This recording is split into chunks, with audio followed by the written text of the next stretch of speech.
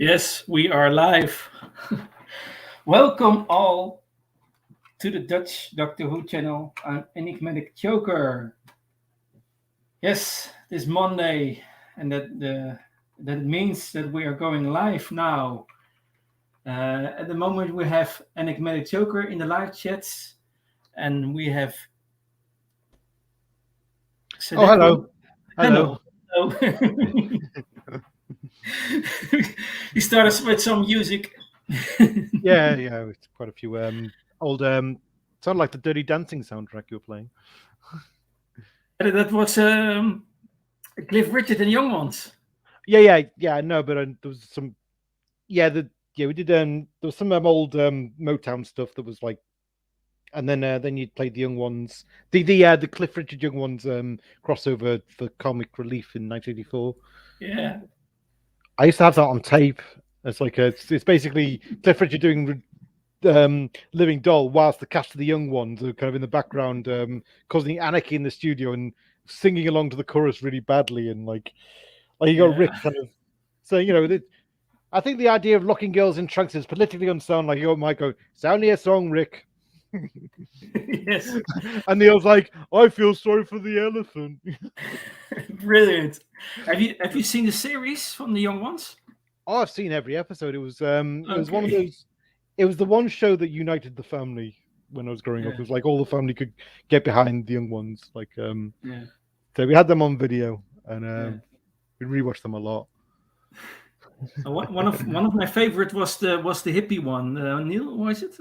Neil. Yeah, the hippie one. And that scene, he wants him to hang himself, and then what do you call it? The falling the stair of the. He jumps. Yeah, he jumps. Yeah, I think he does the plank kind of misfire, so he ends up going through the ceiling into the. Yes, that's right. Yes, the ceiling. I looked at the floor of the ground above, and he's like, "Oh, this whole carpet really needs hoovering." Brilliant, yes. It was one of the things, but you like Human League? But because I saw that in the private chat. Yeah, I do like the Human League, but it's like there's a Young Ones episode where Rick has he like tries he's got this arranged a student part and he's trying to get everyone in the mood. So it's like, "Hey, anybody like a Human League?" Okay, and he puts it on. you hear the first notes of "These are the things that dreams are made of," and like within seconds, two police officers run in and smash the stereo up. Like, "The music's too loud. Neighbors have been complaining." Oh well, my brilliant series was that. The actor was the actor who played with the word Barrett. Rick Mail, was it? Yeah, he's dead. Yeah, he passed away a few years ago. Yeah, one of the first, I think. Yeah, I think the rest of them are still with us, but it is sad that we lost Rick. Oh, Darren's in the chat. Hello, Darren. Oh, hello, Darren's on.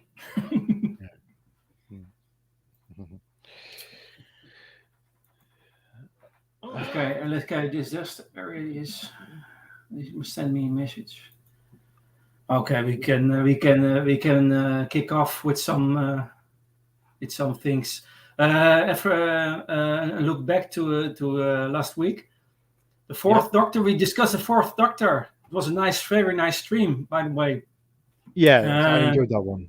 Yes, because I noticed that you liked this Doctor that you liked the Doctor very much, Tom Baker. Yeah, that was the golden years for me. Golden years, yes. But what we discussed it, we are now in the 80s with the Doctors. The 80s is a very different era, very different decade than the previous one. Mm-hmm. You can see that also in music, but also in Doctor Who. You can see that.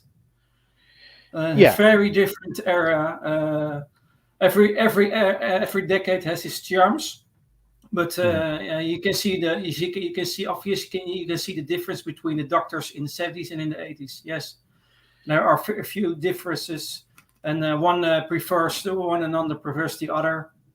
But Hmm. that's Doctor Who. Eh? I prefer last week. Yeah. but yeah, it was deliberate. With Jane T said, Jonathan Turner, the producer, said he deliberately wanted to contrast with Tom. He wanted a high windology. Yeah, he said that he wanted.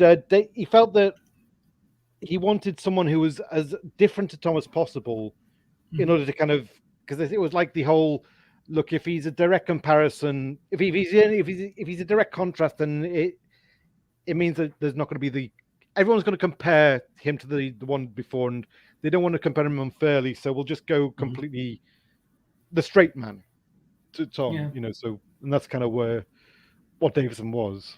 That's right. And we are glad that we have still Tom Baker with us. Yeah, and he's that's he's why the oldest of the classic. yeah, he's the main ambassador we have left now, and Yes.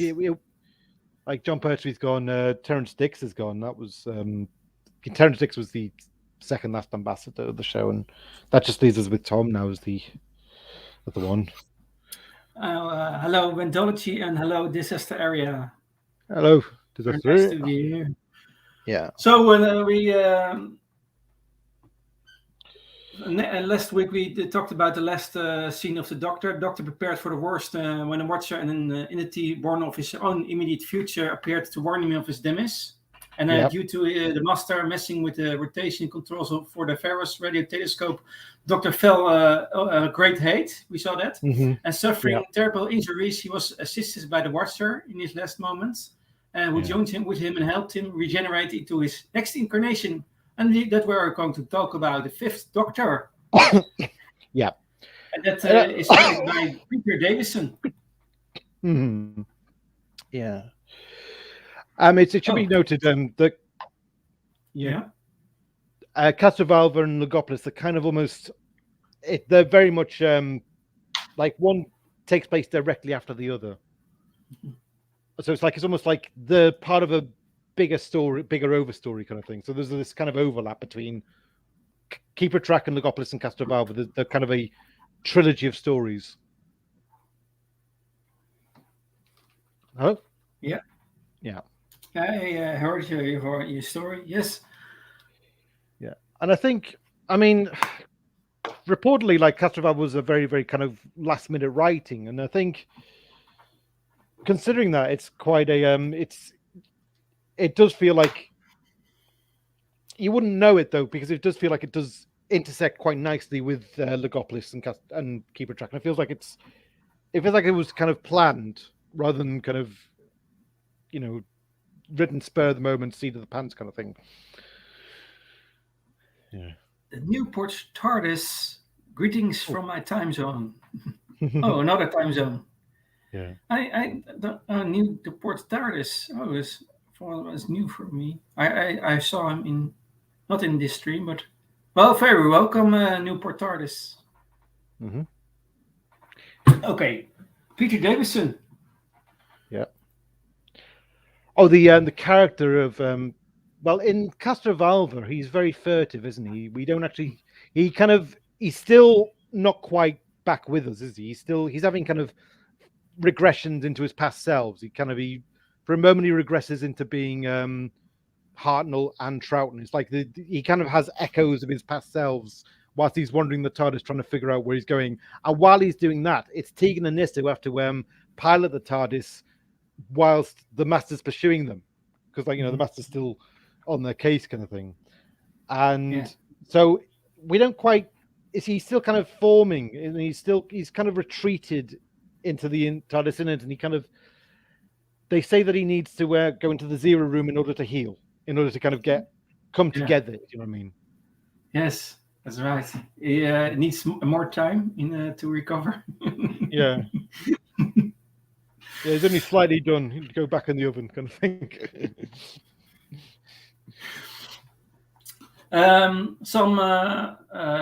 Some background story, and then we go further deeper to his personality. A quick look, yes. Is Charlotte here yet? Charlotte is coming. Okay, cool. It was a little bit. It's just she's probably more of a fan of the era than I am, so she'd probably give the more positive take. Okay, well, you need all the takes. Yes, yes. Is it good for the whole? It's good to talk about this doctor and point some things because it is good for the whole setting for the whole doctor. Is it good to Yeah. discuss this? So it's Mhm. very good. Mhm. This doctor was what I know is youthful in mind, manner, and appearance. Yes. Unto the previous doctors, by the way, he was a very young doctor for the time because Mhm. his previous incarnations were a little bit older. Um, Um, cor- Correct me if I'm yeah, wrong, but didn't Peter Davison himself say he felt kind of too conscious young. about? Yeah, he thought he was too young as well. Yeah, It wasn't. Yeah. yeah. It was that I heard that the first time he heard he had the role, he seems not to be fit in himself for the Mhm. role. Yeah. But when he played the role, he really enjoyed it, and yeah, I thought, yeah, I can make it my own doctor. So he was a Mhm. little bit hesitated to accept the role, Yeah. and I can understand that in a certain way. Yeah, Mhm.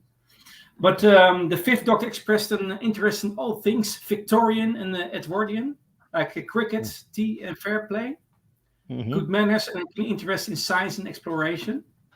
Mhm. He was also a sensitive and profusely human incarnation of the Doctor, who did not make himself an imposition, preferring to be honest, reserved, and honorable. But however, the Doctor was also less willing to do what he thought was immoral, and became highly conflicted about what choices he could make in a crisis that were truly right. Mhm. Um, his hesitancy made him seemingly more fallible than many other incarnations, making those around him wonder if he was capable of resolving difficult situations. You can see that in many cases, by the way, also with his TARDIS. Nevertheless, he was one of the most outwardly fearless incarnations, and frankly found himself right in the thick of battle. Mhm. That's in a nutshell. Yeah. And like his first two incarnations, the Doctor often traveled with multiple companions. However, his TARDIS was rarely as harmonious as those of his predecessors. No. Instead, he frequently found himself stuck between Tegan and pessimism and Adrek's arrogance or Turlo's antagonism. Very characters who challenged him in all his tenure, by the way.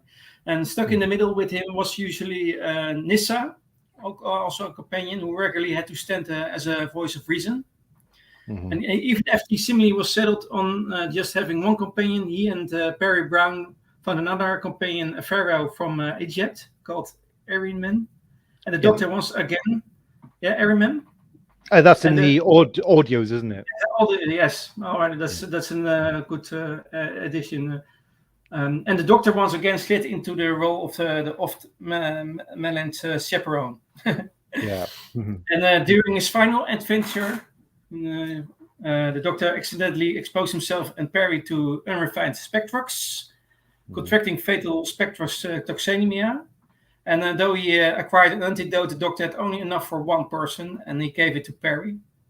Not Mhm. knowing if the disease could kill Time Lords for good, the Doctor gambled on regeneration and saving his life successfully, regenerating into a new body after experiencing vision of the Master and his former companions. That is in a nutshell the background story and the companions. Yeah. Do you want to add One, something to it? um, First of all, perfect avatar for the Fifth Doctor is I went all the way to Underzani and all I got was this lousy Spectrox. Mm-hmm. um, Now, but I did have a conversation with Charlotte a while ago where we touched on the fact that because we talk about the alienness of the Doctor, and it does strike me that some incarnations of the Doctor are more alien than others, and Mm-hmm. like some incarnations are kind of alien even to each other. Like Yeah. the Fourth Doctor and the Sixth Doctor are very alien, and the Fifth is kind of more human, and like in a way that probably we think that Doctor would be very taken aback by just how alien Tom is or Colin is. Mhm. Yeah. Dus so was there another thing you want to mention, or was that it?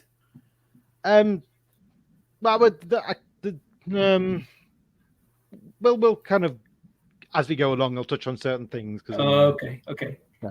Mm-hmm. Um, what I think, and you can we can talk about it. I think the fifth Doctor was the most open and vulnerable of all the Doctors. What do you think? Depends who was writing him. I think I do feel like I do feel like there's kind of different. Like each season, like I have a different take on his Doctor. Like first season, I really like him.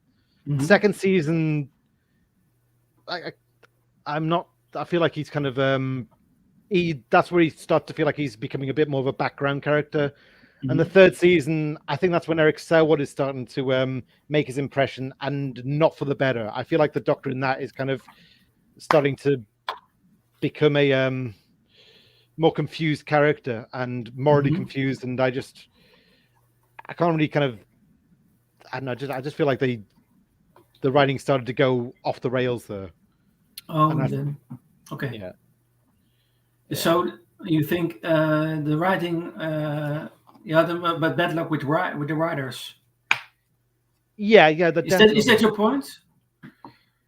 Well, yeah, it's more kind of is he a kind of consistently a one thing or the other, if you know what I mean? Okay, but can you see? I don't know exactly what the writers were for his era for the different seasons. Do you know that? Can you see the difference between one story and another in writing? Well, the first season is kind of a lot of the scripts do feel like they're leftover Tom Baker stories, and so he kind of feels like he's still adopting the role of Tom Baker's Doctor, of being decisive, being kind of like Kinder and The Visitation. I think were very much still written as Tom Baker stories, and you can kind of see in those stories he's quick on the ball, but I mean, like in The Visitation, there's an element of the Pertwee as well, because he's in the same situation as Pertwee was in the Time War. He's landed in the Middle Ages. He's met this kind of fugitive warrior from another planet who's like, I just want to wage war in this world. And the Davison's like, look, you don't have to wage war here. I can take you back home, or I can take you away from here, you know. And but the villain's having none of it, kind of thing. Yeah. Yeah, there's a writer can make or break. That's in general. A writer can make and break a character. Indeed, yeah. Yes.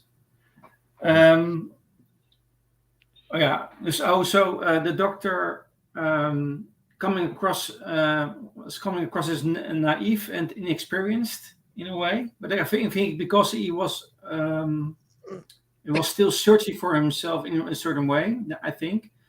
And I was acting like a child, excited to see new worlds and foreign places. So he has some curiosity again.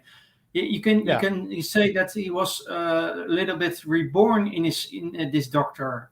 He was still. It looks like he was back in his younger years, and he was a little bit looked more inexperienced. Yeah, I'd agree with that. Yeah. And that is what there's a big difference between this Doctor and the previous Doctors in that way. But it is not disturbing for me, because it was also where a new. I think it was also the plan to let the Doctor be a new character in some way, in a new wind, to blow a new wind in the show. You can see that. Yeah. Yeah, I can see that. Yeah. He was neither pretentious nor selfish, and reacted to situations rather than starting them. He was more reacting to things than to taking the initiative to start things. I noticed. Yeah. More opportunist. And with this, what you mentioned, humanity. I think it was almost a human doctor, more than the previous ones. I think Yeah, humanity making him a little bit panicky and indecisive under pressure. But he would use dissembling and deceit in order to avert a crisis or defeat an adversary. He's even in Frontios, by the way. yeah. And his young appearance was reflected in the youthfulness of his companions, whom he Mhm. treated like friends rather than subordinates. Okay, for Hartnell was more the father figure, but he's more like a friend for the companions. Yeah, So yeah. I agree. Hartnell is more like a father figure. Mhm. Dus Yes. it's mainly because he's searching for himself and he's more in I comparison to the other companions. He's more youthful. Can I put it to you that maybe in some ways there was a suggestion that in some ways the regeneration process went slightly wrong because Yeah. in Castrovalva he has to get to the zero room and he's halfway through his healing process when basically the zero room has to be jettisoned because the TARDIS is being attacked, and so it's like it feels like he's never fully formed, Mm-hmm. if you know what I mean. And it feels like that's how it kind of feels to me. So this, so yeah, I mean, yeah. yeah. I mean, even in Twin Dilemma, the Collins doctor says like that. Yes, he was like because Collins doctor is kind of a very down on his previous self, and he says Perry says to him, your other self had kind of was in touch with his emotions, and Collins says at a cost I was becoming neurotic. So it's almost like hello. Oh, it's just me. I was just saying in the because there's kind of in the Twin Dilemma, the Colin Baker's first story. There's almost a review of the Doctor before because Colin's Doctor is kind of he thinks he's all improved and rejuvenated, and Perry's like really missing the old Colin, the old. Oh, hello, Charlotte. Hello, I'm so sorry. All right. Tea was really late compared to what I expected, and then I needed a shower, so I'm here now. Thank you. Saved the day. Oh no, I didn't. I'm just here now, so you carry on with your thought, and I'll jump in once I get track of where we are. Well, I mean, I was going into the idea of because we were talking about with mainly we were talking about Davison's kind of humanism, and there is a moment, and I was kind of jumped a bit ahead to the Twin Dilemma. Where have you seen the Twin Dilemma, by the way, Charlotte? I think that's one I haven't seen yet. Is that the which? Just tell me what it is roughly. I might have, and I've just blocked it out because it's a Colin Baker story, isn't it? It's Colin Baker's first story. Oh yeah, I've not seen that yet. All right. Well, there are two particular moments in that where Colin says that he feels like he's a better incarnation now. He kind of really rubbishes his previous self. He says he was sweet, effete, and this kind of thing. And he says that also that he was neurotic. And I was kind of saying it was almost like it's like how was it the case that with his doctor that he was having kind of a lot of human emotions, and that because in some ways he was struggling to manage them, and if you know what I mean. Well, are you talking about Peter's doctor here? That he was. Yeah, Peter was kind of like that, and Colin was the reaction. He was the all ego, all intellect kind of thing. Oh yeah, no, I think in a weird way, his doctor was like a stripped back doctor, that you didn't have a lot of the flash, you didn't have a lot of the sort of look at meisms that you had with Tom. And if you think about Troughton as well, even though we said in our stream he could be quite quiet and in the background, when he wanted to make a scene, he could quite happily do that, Troughton. Yeah. And I feel like Davidson's doctor was almost a lot of the ego, a lot of the pomp, a lot of the ceremony stripped away from the doctor. Yes. And you saw this a lot more pure, almost innocent adventurer. Mm-hmm. Yes. Yeah. They also discussed this that he was a little bit. He looked inexperienced. Oh yeah, vulnerable. He definitely But, wants his doctor to be more vulnerable. That's the feeling I always Yes. get from his run. Yes, that's what I said in the beginning when I was most open and vulnerable of all the doctors. And now I'm a little bit naive and inexperienced. So what I said to this Deco, it looked like he was starting again as the doctor. He had previous 3 doctors experienced, but now he's suddenly he's inexperienced. I noticed that he was searching for himself. See, I would say not. I would say not inexperienced though, because Okay. I think in certain scenes of Davidson, you see a very wise doctor. It's just not always on show, and it's sort of, you have to look for it, but Yeah. it's there. So I wouldn't say he's inexperienced. Like I said, it's almost like I said, it's stripped back doctor. So maybe that's why it feels a bit inexperienced, because Yes. a lot of the ego would have come from having so many adventures. Do you know, like, because he's been doing it for so long at this point, whereas here it almost felt like, and I understand why that's a trait some people really don't like about the 5th Doctor, but I find that really interesting about this Doctor. Yes. That it's you can almost argue this does feel almost like a first run of a Doctor almost. Yes, that's what I wanted to say. Yeah, and I wanted to run a new course with the Doctor. Other writers also, and you can see that they wanted to start it anew. You can say. Well, you got to appreciate as well. Obviously, at that point, he was so young, just as a choice for an actor. Like in the modern one, we don't appreciate that because we've had quite a few young Doctors. But obviously in classic, Peter was a real sort of risk because of his age and because of the youthful sort of exterior. I mean, he's kind of become, in a way, the 5th Doctor has become the model for the new Doctors, hasn't he? Oh yeah, there's a lot of things you can, like I said, the sort of wanting to relate to his companions at times. You can sort of see that in him. Yeah. When he's not like wanting to tear his hair out about them. It's like when he's not like saying, you can tell in his head he's just thinking, Tegan, just shut up, just be quiet. Yeah. If you complain at me once more, I'm going to chuck you out this TARDIS. Like you can just see sometimes. But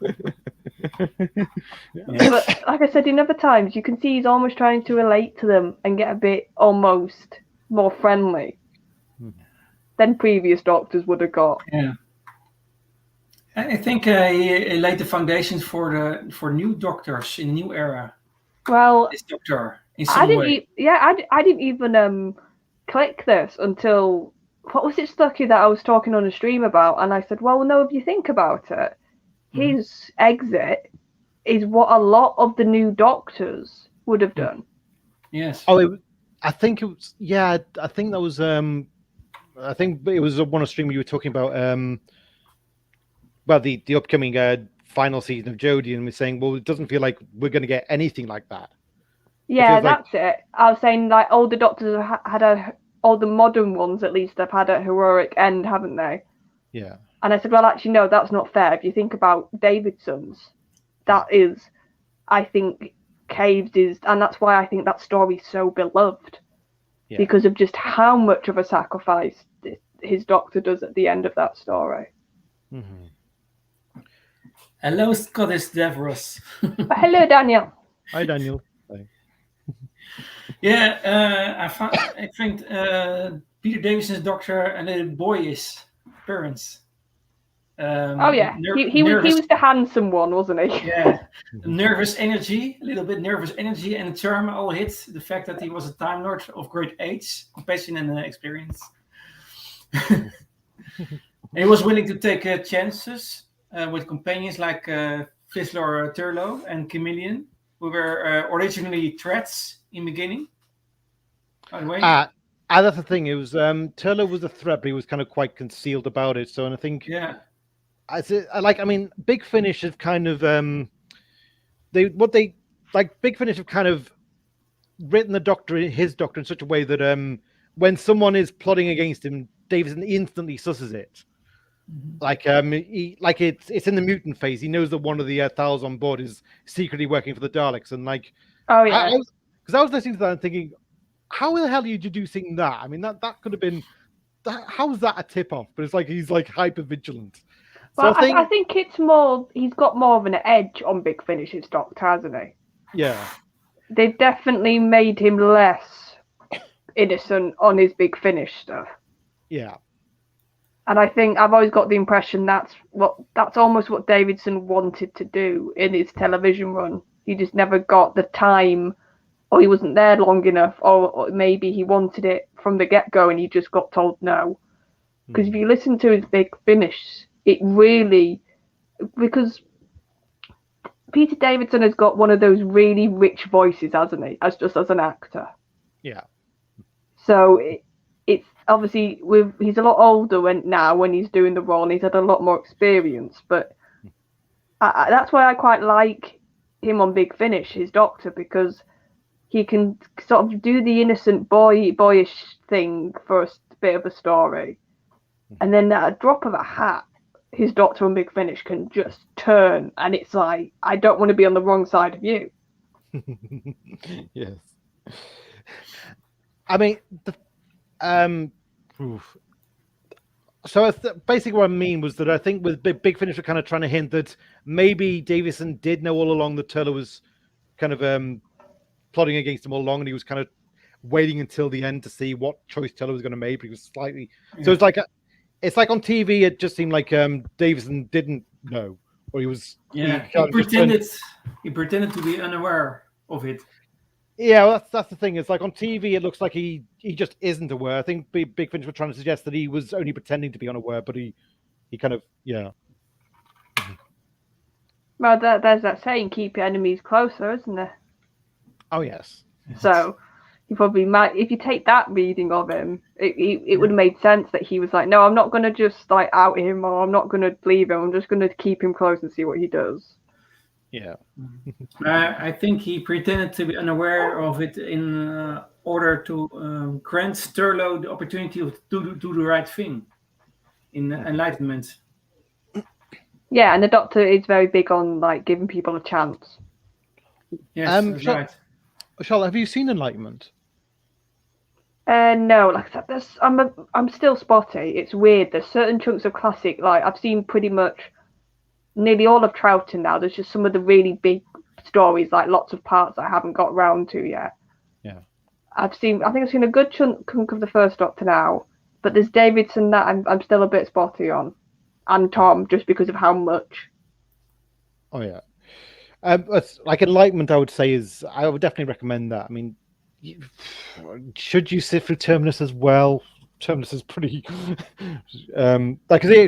basically it's part of a trilogy. There's Mordor Dead, Terminus, and Enlightenment. That's the trilogy of stories where we see Turlough's arc. But Enlightenment is a really, really good finish. I think it's I'd say it's probably one of my favorite Davison stories. See, I do like Turlough as like one of his companions. Out of all his companions, I think the two I probably like most are Turlough and Nyssa. I think they're probably the two I like the most out of his companions. The ones that aren't Tegan or Adric. Yeah, because like I said, Tegan, God love her. She's just grates on you.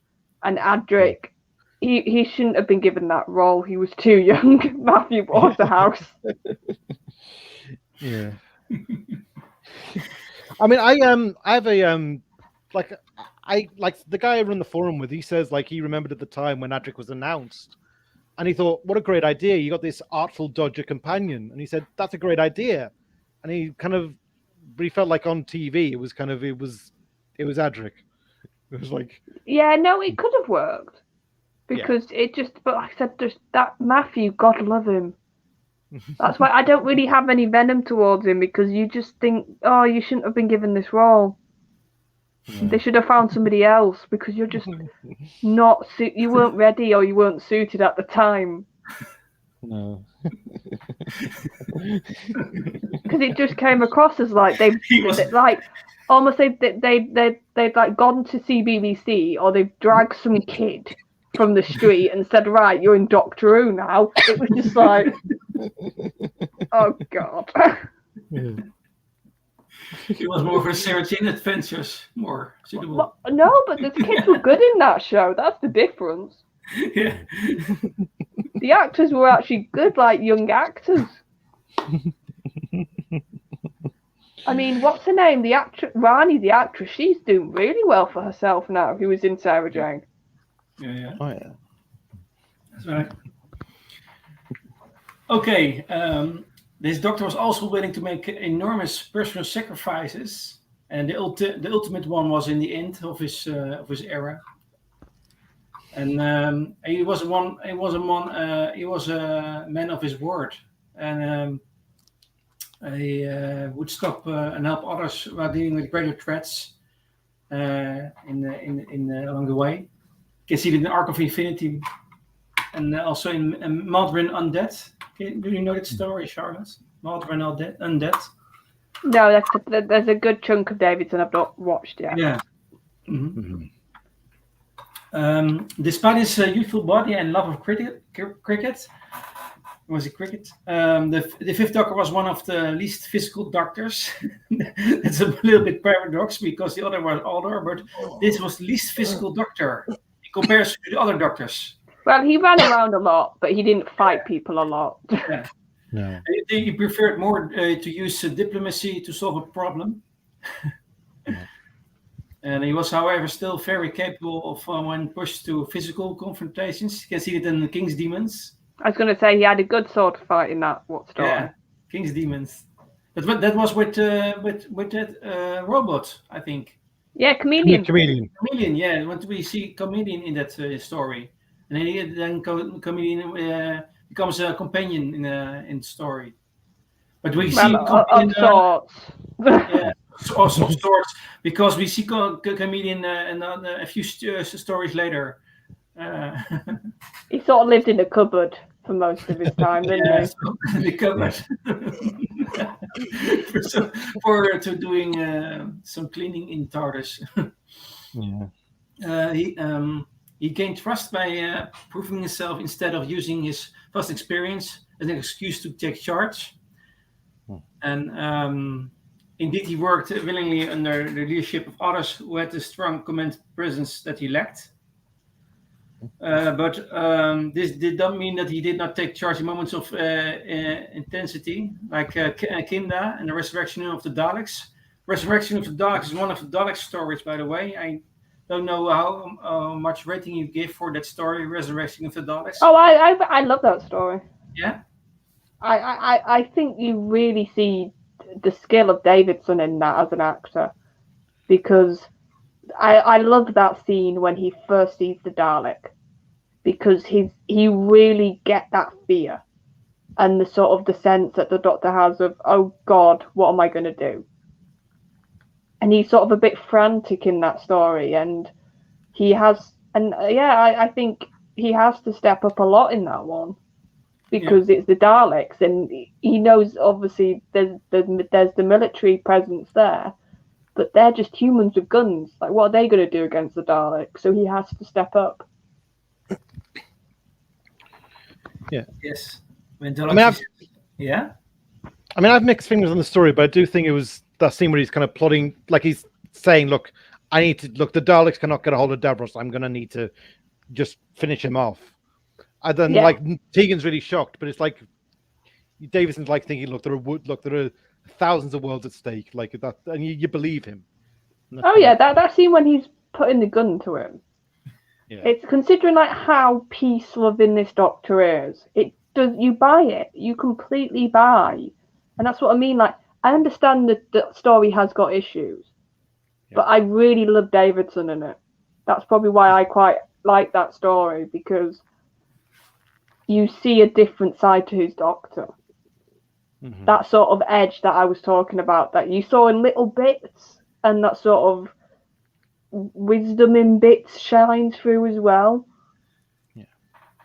I have a bit of a theory. Do you think in some ways it's like, because I have a theory that in some ways the change of the behavior in the Doctor comes after he's had that mind analysis, because as he's being analyzed, like he's being kind of regressed back as well. He's seeing it like his past companions, his past selves, and it's almost like in a way the analysis is almost taking him back to his beginnings, and he's almost doing what Hartnell would decide to do, which is, direct action kind of thing. Yeah, but then also you can think, maybe if you want to take that logic, is this a Doctor? And I think he even references, because don't they reference Genesis, and he sort of says, I had a chance then and I didn't do it. So it almost feels like he's making up for not pressing the button like he had that opportunity to in Genesis. He knows Davros is here, he knows the Daleks are here. He knows also what the Daleks have done when he clicks about the slavery aspect and how they basically turned people into double agents without them knowing. Mm-hmm. So like I said, I've always read that as that's almost a Doctor after Genesis reacting. Yes. And sort of thinking, I've got an opportunity to save a lot of people here. And I'm going to have to do something I probably don't want to do and I don't like to do, but it's necessary. Yeah. Mm-hmm. Yeah, very interesting. He was notably sarcastic, especially towards Tegan and Edric, by the way. Oh yeah, I love it when he's sarcastic towards sarcastic more than the others. But usually in the politest way possible. Right. There's a bit in Time Flight where the Master's holding like these Concorde passengers hostage, and he's demanding like the return of certain items of his TARDIS so they can his TARDIS is flight worthy again. And Nissa kind of comes in like it's like, look, it's getting close. Like what's happening? And like Davison's lying on the floor and he's like looking at the innards of the TARDIS, and like he's being distracted. Like what? Like what are you going to do? It's like, I'm thinking about it. Yeah, that's what I mean. When Davidson was allowed to have a bit of sark, you could tell he enjoyed doing it. Yeah. Which is funny because if you think about what Davidson did after Doctor Who, he sort of played sarcastic characters. Yeah. That is sort of what he's known for doing, isn't it now? Yes. Like almost long-suffering, sarcastic so-and-so. That's how I sort of see a lot of his like his most famous roles. Actually, he did after Who. Yeah, it's a real characteristic. After finding a cricket bat and discovering a room in the TARDIS dedicated to the sport, shortly after his regeneration, the Fifth Doctor became a vivid fan of cricket. He had also dressed like it for the occasion. He's got one of the most notable outfits, hasn't he, for a Doctor? The yellow. You can see that in my avatar, with yellow and then. And the celery in his pocket. Yeah, and also you can think that he was the start of the Doctor wearing a long coat. Yes. Like a heroic sort of long coat he could run around in and look dashing in. Mm-hmm. Yeah.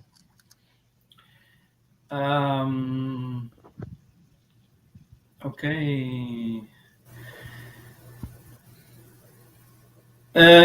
He identified himself as open-minded. Likening himself to Alice as he tried to believe three impossible things before breakfast. You can see it in the Five Doctors. Yeah. He also tried to find a positive approach to life, even if it was a delusional one.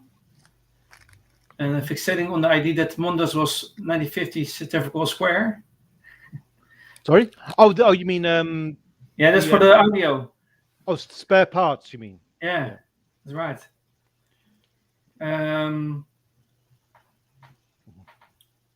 He was against needless deaths, and the scene with Edric was a very had very much impact for this Doctor. You can see that, and in the last scene of when Edric dies. Oh, and also, you just mentioned spare parts. A big chunk of that is the Doctor dealing with Adric's death. Yeah, they dealt with it. Because that's what. Because Nista directly challenges him in that Big Finish story to basically say, why are you just acting like nothing's happened? And I've always seen it as the Doctor, without saying it exactly to her, he's sort of showing her, like, this is how I'm dealing with it.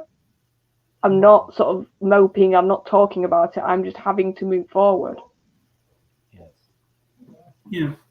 And I do like the fact that in spare parts we see, in a delayed way, we see Nyssa, like, because Tegan got hysterical over his death. She was like, why can't you put it right? And Nyssa was quite quiet, but like, this is Nyssa's moment to do, in a delayed way, react to the grief the same way Tegan did, if you know what I mean. Oh yeah, and she's a lot more controlled, like, but you can hear the emotion when she's challenging him in that story. And then, of course, that's at the beginning of spare parts, and then she has to go through befriending the family, and then what happens to the daughter is absolutely horrific. Oh yes. Yeah. So that just brings up all the. You can sort of argue it's like she's just getting over Adric, and then she sees another person she befriends have to go through that experience, and it's sort of the heartbreaking nature. And this is spare parts is by far one of my favourite Big Finishes. Yeah. Because I think I'll never quite have a scene hit me like when the daughters. I feel bad not remembering the name, but I'm terrible with names. It's Yvonne, wasn't it? Yes, when she's been converted, but something's gone wrong with the conversion, and she goes back home. Yeah. And if you're not at least a little bit weepy after hearing the like, telling to her dad like, I want to show my new uniform. Yeah. It's just like, oh, Big Finish, like that's what you do best when you're on fire. Yeah. So the Fifth Doctor showed a great loathing for violence, bloodshed, and the pain of suffering of others. See that in Visitation, the Warriors of the Deep. And then he failed to execute Javers. We talked about it in Cold Blood, in the Resurrection of the Daleks. And at the end, Ward's request reluctantly killed Chameleon in Plant of Fire.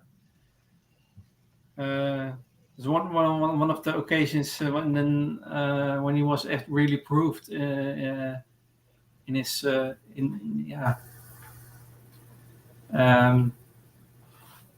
As though that another thing of Resurrection of the Dalek, by the way, is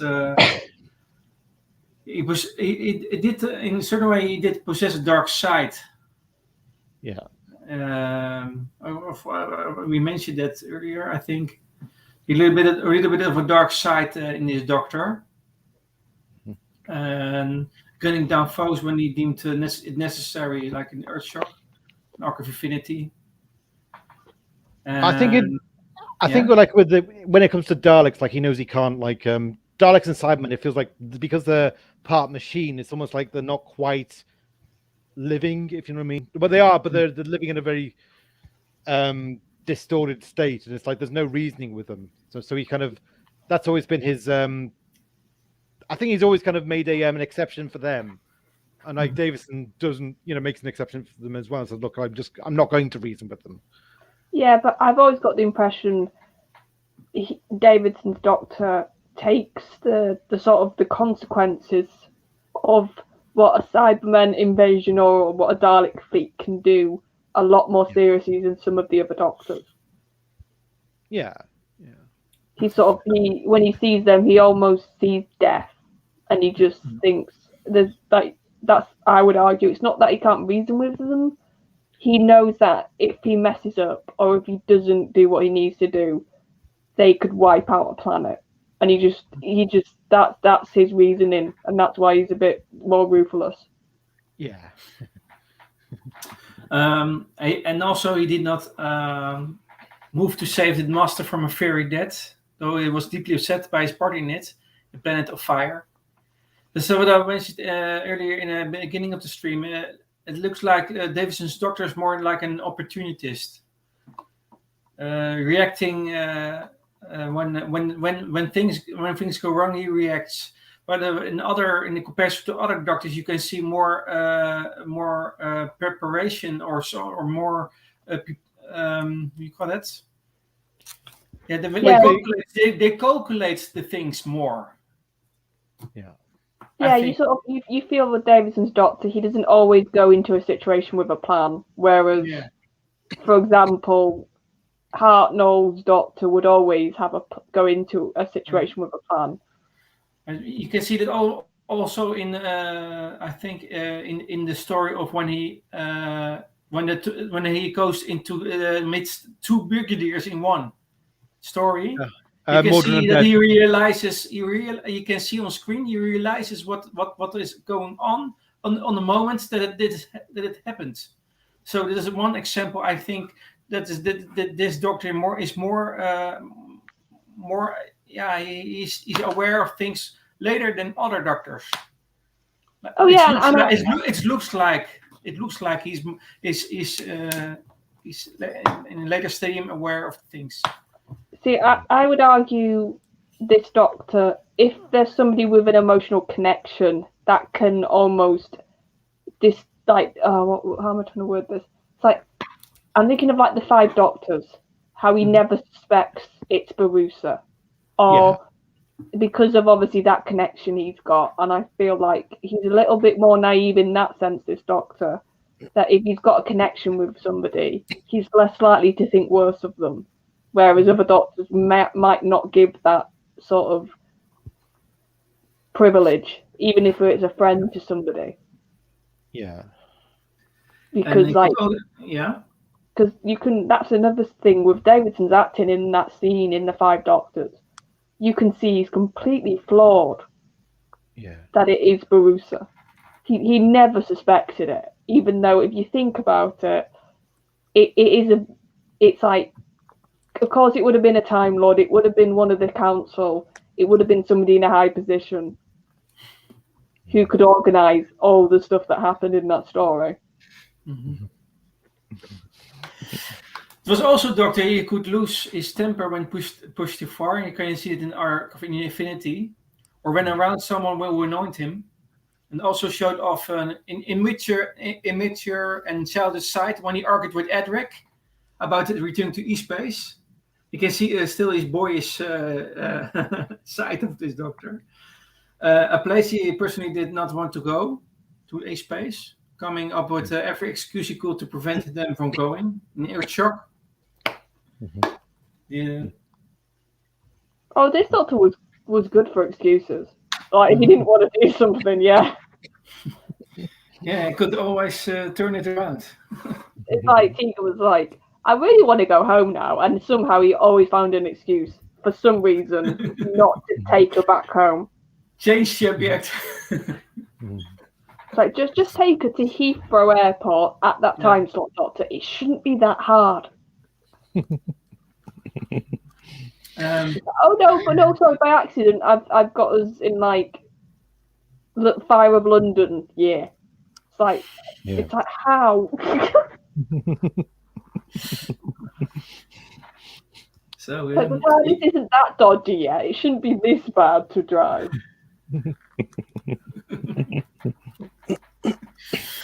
And he could also get impatient with those around him, especially his companions. You can see it also in Earth Shock, but also in Snake Dance. And when Tegan is possessed, I think that was that. Yeah, that was the one. Yeah. Well, yeah. So no, was it Kinder? Wasn't Kinder? Kinder. Right. Oh no! In Kinder, Tegan falls into the Mara. It seems at the end like the doctors kind of banish the Mara from, but in Snake Dance she starts to relapse, and the Mara, some remnant of the Mara is still in her, and she starts to go through the thing again. Yeah. And it starts. Yeah. That was the story. Mm-hmm, There were two Mara stories.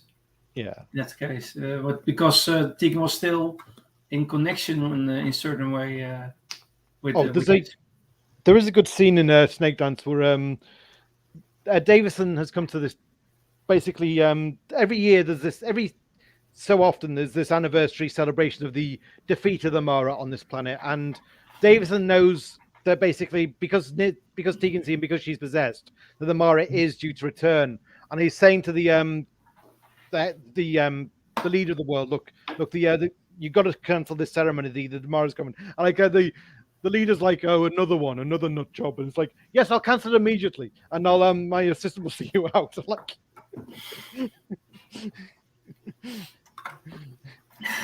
Is that the one with like a young Martin Clunes in? That's the one, yeah. In the summary in the beginning, I mentioned that this doctor is an open-minded individual. Because he was willing to give his enemies the benefit of the doubt in the first case. Such as when they met the master in the dead zone on Gallifrey, and was willing to hear him out when the master said he had come to aid the doctor. And when the Hand Council confirmed the master's story, the doctor admitted that he had done the master an injustice by doubting him. And they can see that in the 5 Doctors. So he's really open-minded in that case. He's open for examining himself. Well, I think it was a fair play thing. He knows the master's usually dodgy, but he's like saying, on that score, I had him wrong. Mm-hmm. So it's like he had good reason to suspect him, but yeah. We can see a development in the Doctor Peter Davison in the 5th Doctor, because towards the end of his life, the Doctor displayed a more relaxed and controlled side. In the first time, he looks like a little bit nervous in the beginning, but you can see that during his era, he was more confident, more relaxed, and more controlled. Yeah. Yeah, so there's some development in that nervosity. Yeah, I was gonna say he's less erratic, isn't he? Yeah.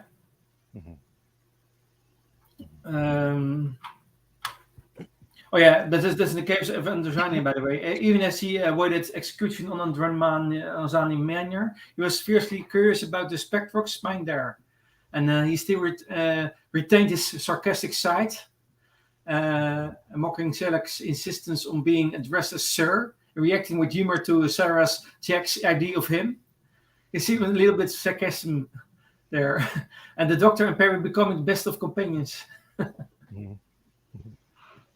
I do almost think, like, what would Perry have been as a companion? Like, let's say his crew got lessened quicker, and like Perry became maybe his main companion. That I do think that would have been an interesting thing with this Doctor. Like, what would that have been like? Mm-hmm. And we see that immediately after his regeneration, the 6th Doctor claimed that his predecessor had a sort of feckless charm that simply wasn't him. You can see it in the twin dilemma. It was a little bit, how you call that? 6th Doctor didn't like his previous incarnation in a certain way. Which is funny because the 5th Doctor got on well with the 1st Doctor. Yeah. And the 1st Doctor was quite respectful towards him in the 5 Doctors. Yeah. Reassuring to know my future is in safe hands, he says. Yeah, no, that like considering like what the 1st Doctor could be like, you would assume he wouldn't like his 5th incarnation, but I always got the vibe he quite almost like he liked him out of the most of them.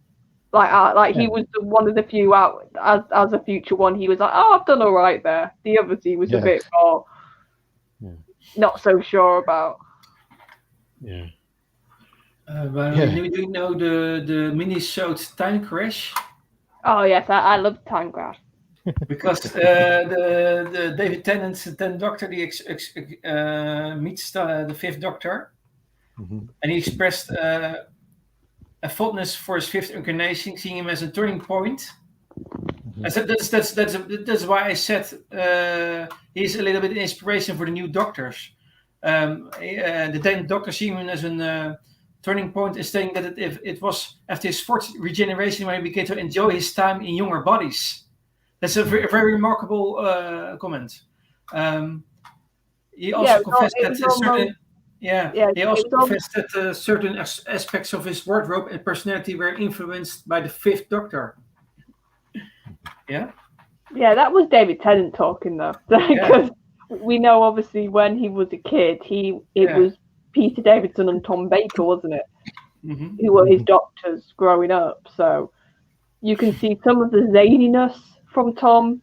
David sort of took as like some of the way he would say certain words, and he'd be a bit more like funny. But you can see like I said, the sort of, I would say, the more heroic nature of his doctor, I'd say he got from Davidson. Yeah.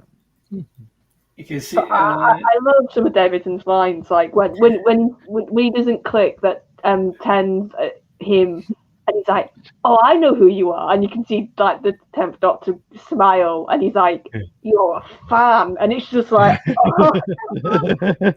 Like names he goes, "Oh no, you're not from Melinda, are you?" Oh, I love those little bits. By the way, Peter Davison is the father-in-law of David Tennant. Yeah. He's married to his daughter. So, and that's why that must have been a fun thing to film, because I'm sure David was his father-in-law at that point, wasn't he? Yeah. I don't know. Oh no, that was I remember now. Time Crash was at the end of season 3. They didn't do the Doctor's Daughter until season 4. Oh, so he wasn't. Okay, I always thought he was, but I've got my times wrong, haven't I? Then. Right. Now remember, at the end of Time Crash, the Davidson's parting line is, "Remember to switch the TARDIS shields on," and that's when the Titanic crashes through. Oh yes, it is. Yeah, that's right. Then Daniel says the Fifth Doctor is too open-minded. He would have put Tegan out of the TARDIS and into the time vortex.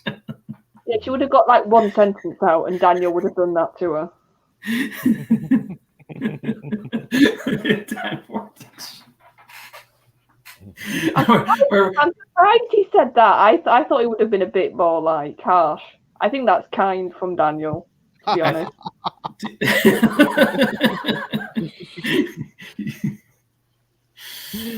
Okay.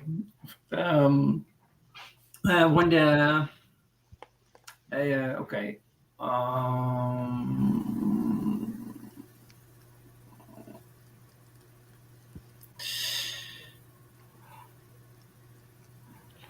Okay. Yeah. Joker, what was your exposure to the era? Would you say your own? What would you say was? How did you become exposed to the era?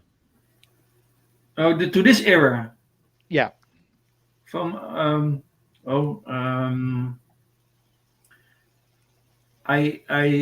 the television. How do you say that?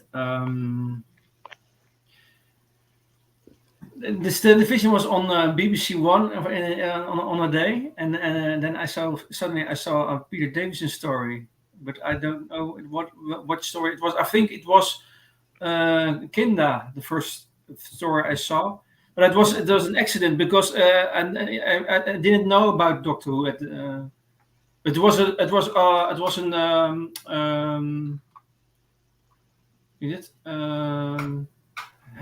Oh yeah, because like in America, they hadn't even seen, had they? A lot of, obviously now it's completely not this case, but a lot of America hadn't seen 1, 2, and 3, had they? Yeah, it was. Had seen Tom.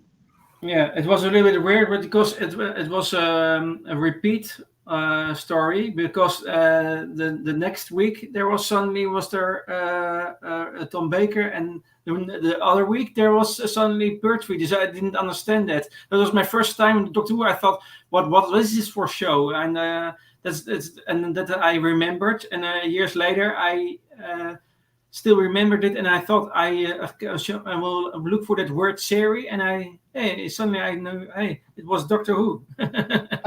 Sorry, I didn't realize that this show was a science fiction show, and I found it weird to see that there are many other actors who played the same role. So I didn't notice, but I remembered it, and years later I was curious about it. See, what was that series I saw in the past? So that was my meeting with Doctor Who. So Was this in the 80s? yeah, I thought yes. Right, because I think it maybe what it was is it was possibly because I think after season 19 they might have repeated the Curse of Peladon and Genesis of the Daleks and then Earthshock because they did this kind of monster season, like so they did Ice Water Story, and so that might be why you saw the mix up of eras, if you know what I mean. Yeah. So and yeah, it was it impressed me, but I was not looking further for it. So, but I remembered this. It's a real story that is it's my story of Doctor Who. My meeting with Doctor Who. I see. Isn't that it? That's the crazy thing about this show, isn't it? Yeah. Like we can all come at different times. We like some people obviously are privileged enough to have watched it right from the beginning. Like others are certain doctors, or they might have seen like Joker did, like a selection or a repeat. And like we can all have this shared love, but we can all come at completely different points. I can't think of any other show you could do that.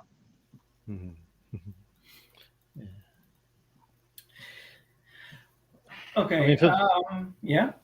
Now, for me, the first story was The Five Doctors. I watched that when I was 11. Then the TV movie happened, and they deleted huge chunks of the VHS releases. So it was very, very rare that I could actually find anything. And then I found Resurrection of the Daleks, which was quite a bit. Like I was a bit taken aback by it. And then it was K's Antidote, which is great. And then there was, others. Yeah. Anyway, you going to say Joker? Yeah. There are some habits and quirks of this doctor. And you can see it in my avatar. Yeah. Celery in my pocket. One of the quirks of this doctor. Till the end. Doctor, was it a quirk of J&T?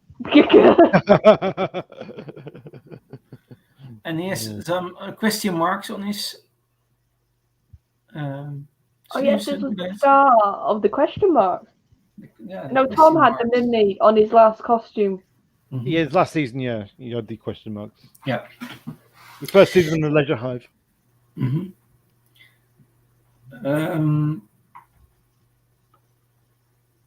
The Fifth Doctor had a pair of glasses when examining something. It's one of the things you can see. Sometimes he uses glasses when he examines something, when he is scientific. Then let's ask the question. I think at the time they were they thought that the TV movie was going to go to series, and they probably thought, let's encourage people to buy the new upcoming videos rather than the old stuff. And so that's why, but like once the TV movie was a flop in America, it was kind of it was done. The VHSs were deleted, so it was very odd. It was very odd. It was but the BBC likes to destroy like chunks of Doctor Who, don't they? Indeed, yes. In more ways than one.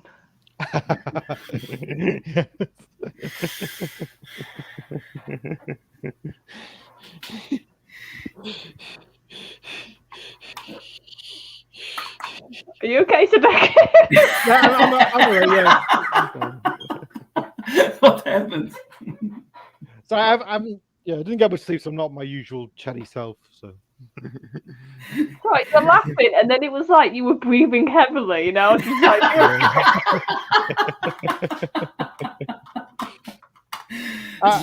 I think it's because of the Living Dolls song of Cliff Richard and the Young Ones. Oh yeah.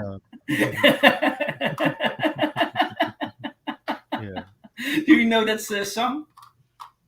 Have you seen the clip of the song of Cliff Richard and Young Ones, Charlotte? See, I'm probably going to get absolutely like you're not gonna love me. I've not seen the young ones. Well, I have seen Fawlty Towers now, though. Like I said, I'm gradually being a good person and watching all these old shows. But I haven't yet watched the young ones. Oh, you must see the clip of the song of Cliff Richard and Young Ones. Yeah, they did this comic relief special with the basically Cliff Richard performed the song "Living Doll," and you had the Young Ones characters in the background, kind of because like Rick in the Young Ones is supposed to be the big Cliff Richard fan, and Neil's the hippie, and like Vivian's just a punk who just wants to, like when like there's an instrumental break, like Vivian's first line is, "Great, which instruments do you want us to break?" Oh yeah, they're just. I know what they are roughly, the young ones, but I've never watched it. Yeah. So I thought he was still laughing in his belly. Deep breath.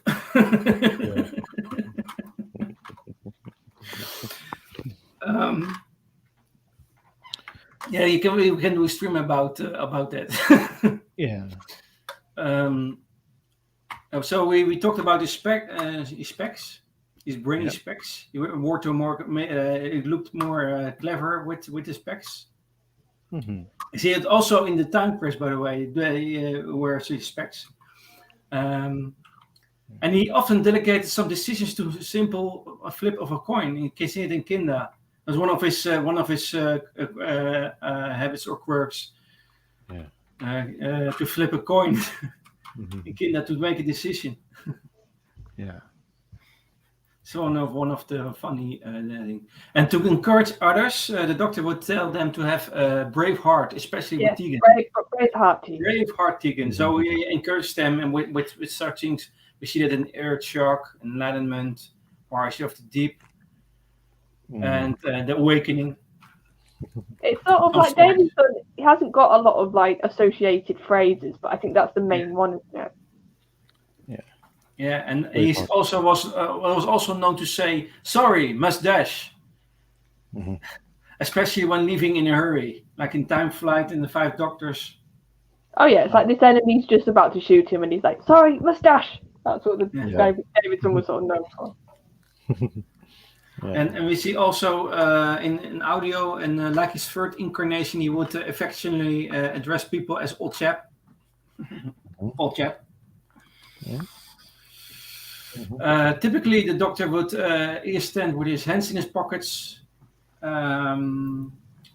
flicking the long tails on his coat back in the process, or stand with his hands crossed behind his back. You can see that one of the things he do. The long coat. And he was also prone to dramatic turns, which usually caused his hair to sway wildly. But he had a good head of hair, didn't he? Yeah. Blonde hair. Really blonde hair. His skills.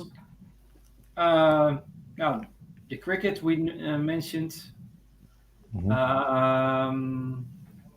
He also retained the sword fighting, but what you can also see on the previous Doctor, Bert Pertwee, that he is good in sword fighting.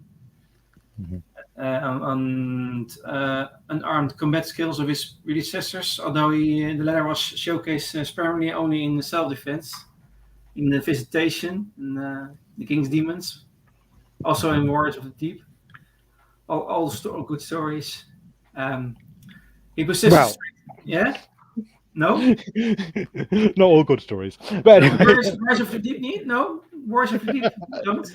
Oh, don't! I'm saying nothing. Have you not had Sudoku start his little diatribe yet? Okay, I will. Warriors of the Deep. I will mute him now. As soon as you said Sudoku, oh come on! I was like, Resurrection. You like though? Also, Resurrection. Okay. Okay, I don't ask you anymore. Well, no, I've been in chats of Sudoku. That's why I'm laughing. It's because like they Charlotte was on a watch along of that story, and I popped in and I was like, "Who picked this?" It was so much fun just to see the chat. You saw Sudoku just gradually lose his mind. It was so much fun. But no, that's the thing. But you also were in the chat for Warriors of the Deep, so it was like I also got a proper like. You know when people say like in a chat, it's like you can just hear somebody's thought process. The docu's thought process of the beginning isn't as bad as I remembered, and then by the end I could just picture him almost stood up shouting at the screen about all the stuff he couldn't stand about Warriors of Deep. It was hilarious.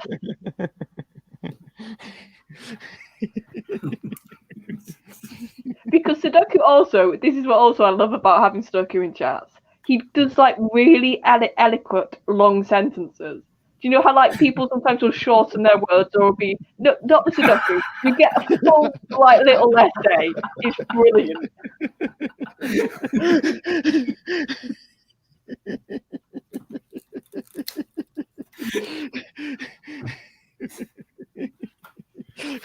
Okay.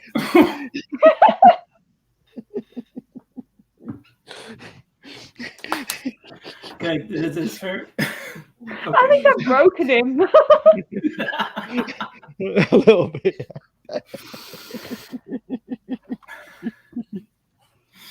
Okay. Actually, we probably should discuss stories we liked or preferred. Yeah.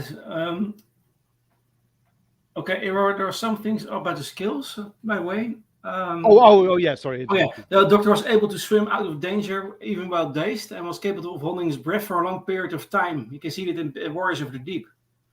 Yeah. One thing I noticed. He can hold his breath for a long period of time. And Paul Davidson almost like killed himself doing that stunt. Yeah. It was that cold. I've seen, if you see like the extras, he talks about it and he's like, yeah, they didn't like make it slightly warm for me. That was bleeding freezing, that water. And they just were like, I know he says like, they talked to me afterwards and they're like, you okay, Peter? And he was like, I literally couldn't get my words out. It was that cold. And you can like picture this as the BBC at this point. So they probably chucked a towel at him and said, come on, do your next scene.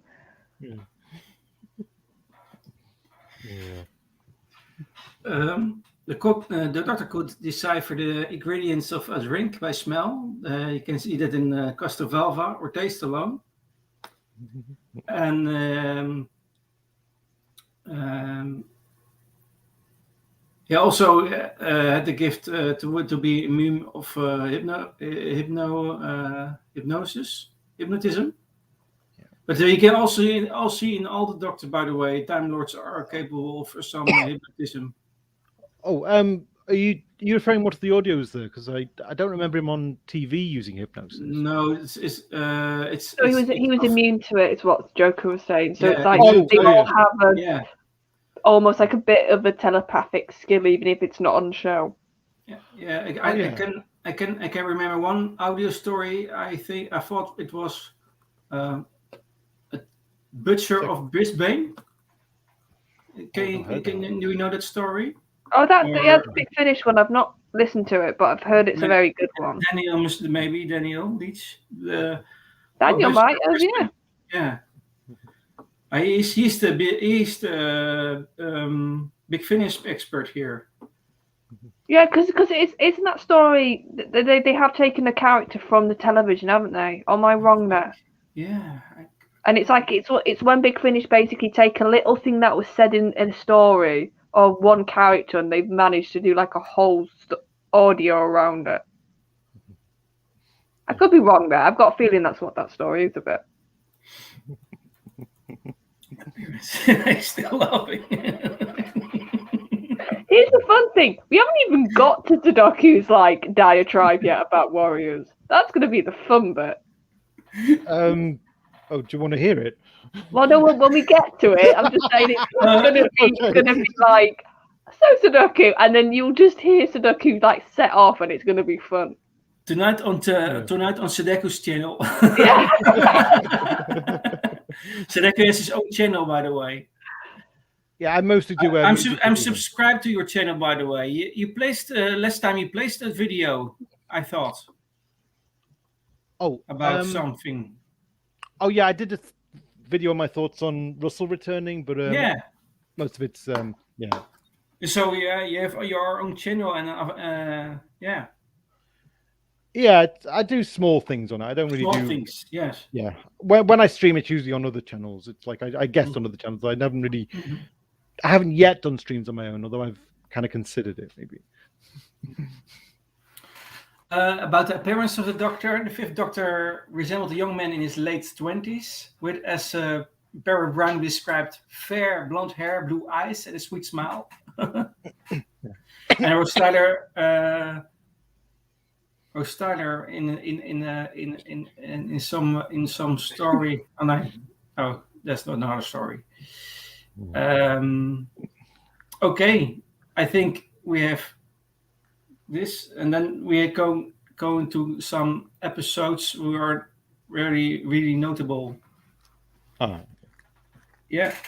So I know that Charlotte has not seen all the stories of the Fifth Doctor, but what do you remember? What was your first meeting of the Doctor? Was it the first story?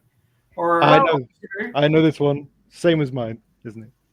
Well, I technically listened to him first. Okay. Oh. What was your impression of him in the first time, this Doctor? But that's the weird thing. I technically, because I think from my memory I watched a bit of the Fifth Doctor, but I didn't fully watch it, and I actually listened to his Big Finish first. And like I said, he's very different there. So it was sort of a bit weird for me then to go back to when I did watch him.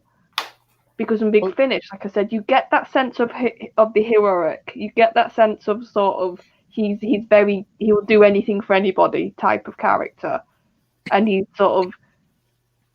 does have a very optimistic viewpoint. But on Big Finish, they've definitely made him a lot more dark in aspects, or have a bit more of an edge. That if you get on the wrong side of him, he can be very scathing, and he can be very sort of ruthless.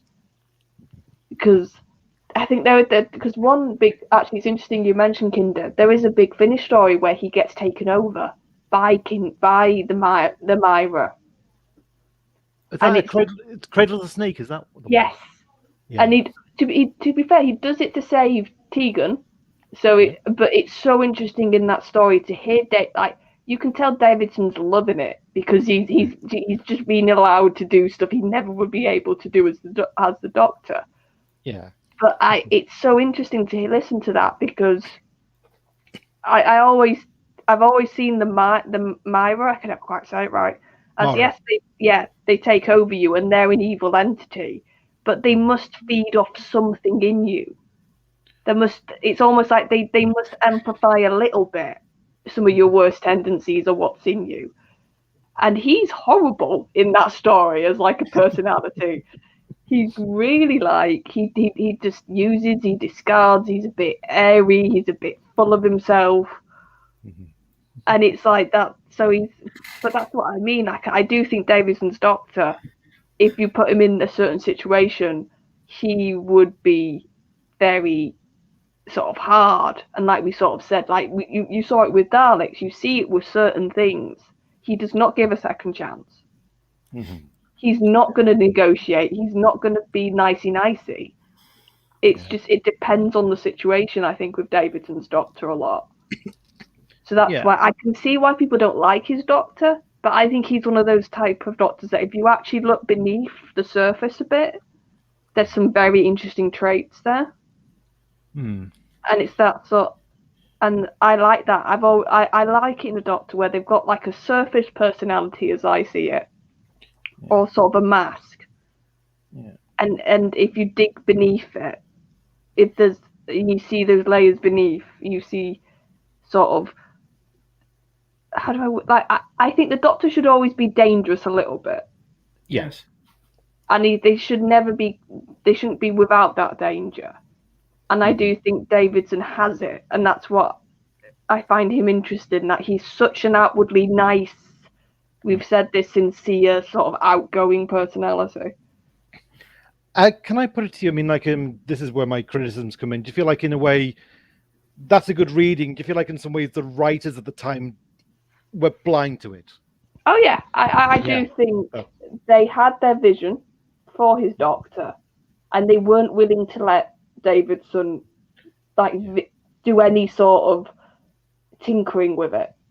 Mm-hmm. I've always felt that watching it, even that you can see Davidson I almost think you can see his frustration. Yeah. He knew his Doctor needed to have a bit more of an edge, but they were almost so dead set on his Doctor being the more, like we said, vulnerable at times, the more human Doctor. Yeah. But what's more human than, if you get pushed, you showing a bit of a nasty side, or a bit of a sort of, you don't want to mess with your side. Yeah. But I said I don't know if, I don't know if they were so scared of not being compared to Tom, that his Doctor had to almost be the exact opposite in every way to Tom. My take on the behind the scenes is kind of, I feel like Jane T was very, very controlling, and I think and Eric Sawyer was very kind of snidely rebellious, and so like he wouldn't quite give him the right kind of character, but he kind of instead these kind of like I don't know how to say, almost like he'd kind of try and change the dynamics of the story to be nastier, but the Doctor wouldn't change with it, and that was where my problem came in, was the Doctor didn't seem to adapt as Sawyer was turning the show's universe into a darker place. And Ian Levine was kind of the fan on board, who was kind of saying, look, he wanted the Doctor, I think, to be this idealized version of Pertwee, so it was like Davison wasn't really allowed to be his own Doctor. Yeah, no, I've always got that impression that Davidson had a lot of cooks, like in the sort of kitchen telling him what to do, and because of maybe his age, and because he was a big name, but I think they almost felt like they could, I don't want to say bully because he's a grown man, but do you know what I mean? They could control him. Yeah, because of his, I've always thought that, because he was in his 20s, wasn't he, Davidson? Am I wrong? When he was I'm going to actually check his age. Because I've always got the impression he was in his 20s, and like I said, he'd come off All Creatures, which was a big hit, but he wasn't the main character in that show, so they almost felt like they could just push him around a bit. Actually, he was born 1951, so he probably would have been in his just on his 30s, because they were filming the series in 81, so yeah, he would have been 30. Just wow, 30. I thought he was in his 20s, the way he looked and the impression I always got. Yeah. Mm-hmm. Yeah. Daniel's suggestion, by the way. Oh God. Yeah. Oh, by the way, me and Daniel are thinking, if we ever do watch-alongs next year, it's going to be either stuff we can laugh at or stuff that we know is going to be fun just to watch us ripping into. But I'll be invited. Oh yeah, if it's Warriors, Sadaku, you're going to be invited. If it's anything but Warriors. Okay. I have I had for myself a top 5 of stories of this Doctor. Uh-huh. My number 5 on the list is Planet of Fire, 1984. Mm-hmm. You know the story, Sadako? I've seen it. Yeah, it's the penultimate one. It's his final confrontation with the Master. Yeah. Actually, also interesting. Yeah. Me and the script doctor did a parody of it. Mm-hmm. Your parody was. Yeah. Oh, Gary trying to be Perry with his he's American, but even he sounded fake with that accent. Yeah, it's like he was doing the Valley Girl. Yeah. Oh my God. He kept like I was playing Howard, the stepfather, and like he kept calling me, "Knock it off, how weird," you know. Sorry. Yeah. Number 4 for me is Snake Dance. Mhm. Number 3 is Enlightenment. Yeah. Number 2 is Kinda, and you can guess what number 1 is for me. Time flight. No, the case of Androzani, the last story of Peter Davison is my favorite. Nice. The case of Androzani. So there are 2 stories. The last 2 stories of Peter Davison are in the top 5. So you can see that the development of this Doctor, he stopped when it was when he was at his best. I think this Doctor. Yeah, but I always, like I know we say this a lot. They could have done another series, but I really think his Doctor could have done another season. Yeah. Okay, that's okay. You're always welcome, Sadeko, and you too, Joker. Thanks. Not just to torture you, Sudoku, with Warriors Deep. I mean, anything. Hey, we do a 12-part series about Warriors of the Deep. 12 weeks long. Yeah. We're going to just analyze the whole story. At the end, there's a burnout. Yeah. Davison was 29 when cast as a Doctor. Like, that's possible. That's But what are your favorite stories of Davison? Shall I go first? Okay. Yeah. I'd go with definitely Caves of Androzani, Yeah. Earthshock, definitely Enlightenment. Enlightenment is a fantastic story. Yeah. Like it's really haunting, that one. Like you come to the end of it and last time I watched it, like I still 20 minutes later I still had all the sounds and the sensations going in my head, kind of thing. It was a really powerful story, and it's like I do feel like that is one because that was by Barbara Clegg, and she did that one story, and then we never really heard from her again, and I thought that was really sad. I thought that she was one of those writers the show really could have seen more of. Do I have any other favourites? The Five Doctors. The Five Doctors is the first Davison story I saw. So it was an anniversary, I think. Yeah. Yeah, that was it. Yeah. In 1983. 1983. Yeah. It was the first Doctor Who VHS I ever bought, so it's kind of special to me.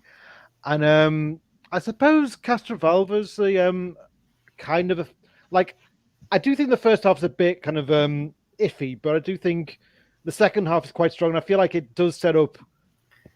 It's a very promising start to his era. So, yeah, I'd say that's my 5. Yeah. Oh, actually, the Visitation I've become quite fond of recently because we did the watch-alongs, and that was one I did as a watch-along a few times, and it's kind of become quite prophetic now because like you're watching it in a post-COVID world and you're seeing kind of the England of the 17th century dealing with the same kind of pandemic, and it seemed like it had very, very strong resonance with me. I thought it was a very good script, and I really liked Richard Mace as a character. I thought, you know what, he would have been great as a companion if you put him and Davison together, and that would have been must-see TV, I think. They had a nice chemistry, didn't they? Yes. Like playing off each other. Yeah. And he's just that type of character. That's when camp is fun. Yeah. When you're going to have somebody who knows exactly what he's playing, knows how ridiculous at times the character is, but he just goes with it. Yeah. Especially like now I can even like picture him when he goes, "I used to be in theatre, darling," and it's just like, yes, of course you did. Yes. So, what's your 5? Do you have a 5? I'm trying to think of ones that you haven't mentioned because Caves, yes. 5 Doctors, yes. 2. I'm trying to. Oh, what's the one with Omega when Omega tries to steal his body? I quite like that story. Arc of Infinity. Yeah, I quite like Arc. Mm-hmm. Yeah. Because I like, for all its faults, I really like Resurrection. For all its faults, I like it. Oh no. I'm trying to think. I need one more that hasn't. I'm trying to think of one that hasn't. Like I said, I'm a bit spotty on his era, so I'm trying to just go through in my head now. The ones I know and I've seen. Is there a scene that comes to mind? I might be able to tell you which story it's from. Tell me the scene and see if I've seen the story. Yeah. Oh no. Is there a scene? Can you tell me the Yeah, scene? I'm sort of going through that, like for moments okay. now and scenes and. Okay. Because even though I like Turlo, I don't think I've seen a lot of the stories with him in. Huh. I just like Turlo because of the bits I have seen and the big finish I've heard him in. Mm-hmm. Yeah, I think I'm struggling for a fifth just because I need to watch more of Davidson's run. Mm-hmm. Yeah, I'll be cheeky and say Spare Parts because I know it's big finish, but I just adore that story. Fair enough. Earthshock, Caves, Resurrection, Five Doctors, Visitation, Spare Parts, and Shadow of the Daleks. Oh, I need to. I still need to listen to Shadow of the Daleks. I've got it, but I haven't listened to it. I need to buy myself an MP4 player, and I can go for a Yeah, walk. that's another big finish that I've got because this is the fun of being friends with Daniel. He recommends you so much big finish, Yeah. and it's like I will get round to listening to it. Yeah. There's so much Big Finish to choose. Yeah. Big collection. I used to listen to them every day. A few years back, like I was just kind of like go out for a walk and listen to a one of the spin-offs or the Lost Stories, and it just it's nice set the mood for the walk. If you know what I mean? Oh yeah, they're good for like car journeys, aren't they, or walks or stuff like that. Walks, yeah. Train journeys as well. Do you drive, Charlotte? No, and when I do use public transport, it's not long enough to sort of have a book or something to listen to. Okay, all right. Yeah. I don't drive. Yeah. So it's usually a train journey and then off to the beach, and I listen to it there. Like, actually, I probably should talk about some of the favorite Davison stories I have heard on audio. I did like Creatures of Beauty.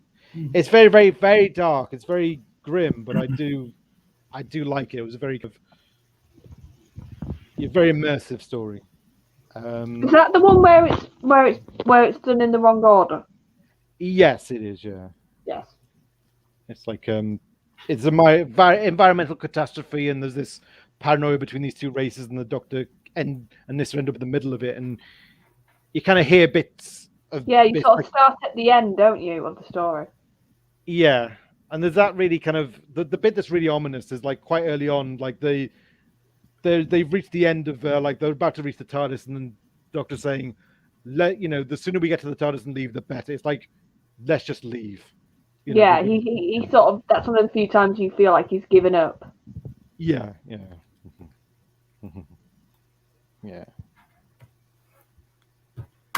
I'm trying to think of some of my other favourite ones. Spare Parts. I think I quite like the Musketeer one he did. What was that? Was it the Church and the Crown or Church and the Crown? I know some. That's another one that I know not everybody loves, but I love that time period, and I just think it's a good romp. And now and again, I just love a story that's a good romp. Like it's just sort of pure adventure. Mm-hmm. Yes. I'm quite fond of Plague of the Daleks as well. It's just a kind of it's just it's a nice one to re-listen to. Because I quite like his companion, his Egyptian. What's she called? The Pharaoh Companion. RMM, yeah. Yeah, I quite like her. When it was first announced and I read that, and I was like, wait, he's traveling with Eminem, the rapper. Eminem? That would have been something, wouldn't it? Yeah. Oh yeah. So also I mentioned it, Eminem in the beginning from Egypt. Yeah, she's a proper little firecracker, but not in an annoying way. She sort of she knows when to shut up, but it's like she doesn't take any rubbish. That's what I like about her. Daniel says, Charlotte is my best friend. That's how you know I like you when I start recommending you stuff. And I return the favour, and I've got you addicted to Line of Duty, my friend. I've been enjoying Line of Duty. It's been, yeah. Oh, I stopped him from watching to the end of the series. He was not happy with me of series 3. Oh yeah, because he's still got to do reviews, hasn't he? And Yeah, he doesn't so want to I spoil like, it. do not watch any more episodes. Yeah. Let's get some reviews done first. Yeah. So we do next time in the watch along Warriors of the Deep extra. See, now here's the fun bit. Let's talk about episodes we don't like. Right. That's you. Oh, it's my turn first. Well, I think you're going to take up the most time when once you start on Warriors. I'll try and condense it, but my I really don't. Right, okay, yes. Time Flight is definitely at least one of the least favorites. I do think it's that's where I think the season 19 really fell apart. I did think it was stupid to have done Cast of Alvin and had this great kind of resolve the whole Master Returns trilogy, and then just have the Master come back and have the Doctor kind of not really take him seriously as a threat anymore. I thought that was silly. Yeah. Terminus was a real slog. Okay. I don't know if there's more I can say to Warriors of the Deep than I just think it is Chibnall level bad. I think it's actually a lot of the complaints that people make about Jodie's here. I think are just as true of that story. I think it's preachy. The Doctor's characterization is just off completely. Yeah, I just think. I think it's basically it is where Eric Sayward and Ian Levine are just starting to make the show more and more misanthropic, and they're making the Doctor more misanthropic. And it's like he's not useful in any way. He doesn't do the right thing. He just kind of lets everyone else take a bullet for him while he rants about how much better he is than them for being the suicidal pacifist of the story. And that's the thing. I just think it's the attitude of Warriors that bothers me most. It just seems to have contempt for humanity for even wanting to survive an invasion. Yeah, and you don't like how the sort of it's not. I think you were saying when we were doing the watch along, like if you want to have like a sort of race against each other sort of story, you have to have a lot more nuance to it. And I remember you saying it just feels too one-sided. Kind of. I just think it was written by, because Ian Levine was kind of calling the shots. I think he just had this idea, and Johnny Byrne who wrote it. I think he was also a fan of the originals, but it's like he was writing as a fan rather than as someone who thinks, well, look, I remember really how noble the Silurians seemed. And I'm just going to take it for granted the audience gets it as well, rather than actually getting it across. But the Solarians in that are just basically a genocidal militia. And let's just think, why would the Doctor sympathize with them? Why would the Doctor try to preserve them? And but the other thing is,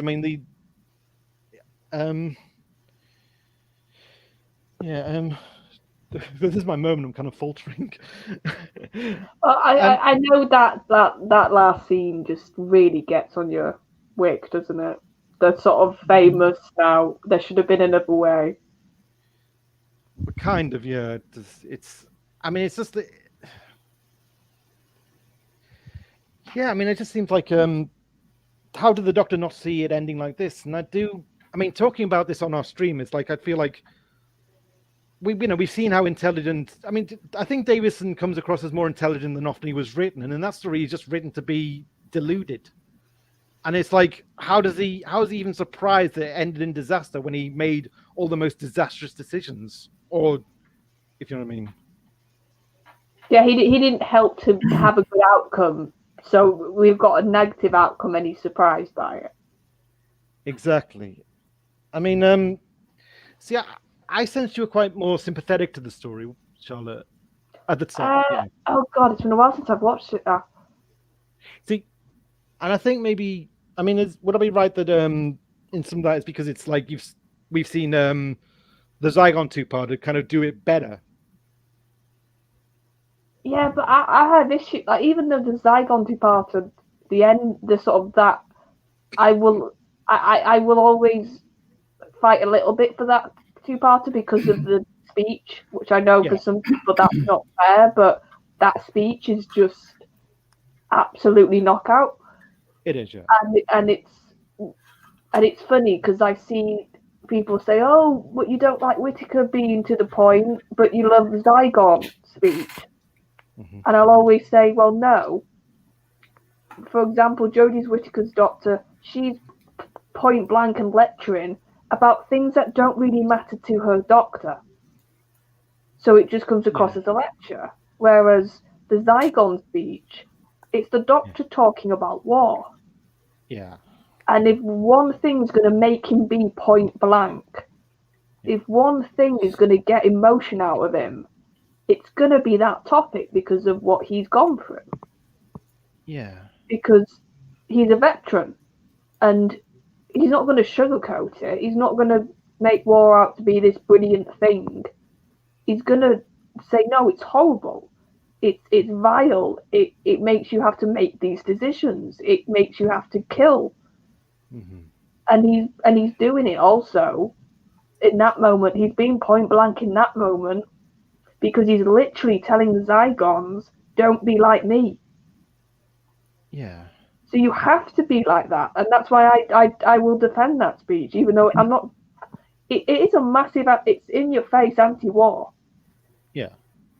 But it's like... But what else would the Doctor say? Even before the Time War, I think he'd be that point blank. Mm-hmm. Because of his altruistic viewpoint. Yeah, I mean, yeah, and I think that's kind of what I feel was with Warriors. It just seemed like he had no awareness of what it was like to be a soldier, and he just had contempt for anyone who happened to be a soldier fighting for their life in this situation. It's like he wasn't so much concerned about the consequences of war. It's like he was more. It's like, in a way, preserving the Solarians seemed to matter more to him than whether they were actually going to press the button and kick the whole war off. Yeah, from my memory, I'm trying to think back. Maybe I was a bit more sympathetic to Warriors.